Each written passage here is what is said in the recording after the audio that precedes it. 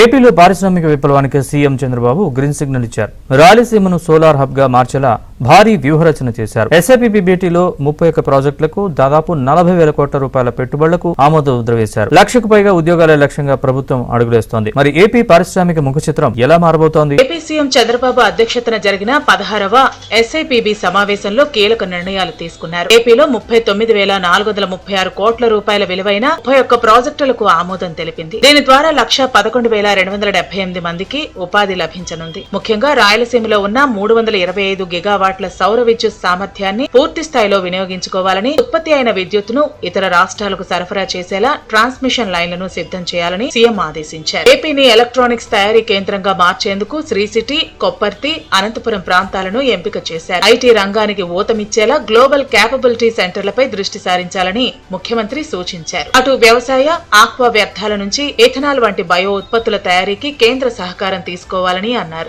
ఒప్పందాలన్నీ వెంటనే గ్రౌండింగ్ దశకు రావాలని, శాఖల మధ్య సమన్వయం ఉండాలని స్పష్టం చేశారు.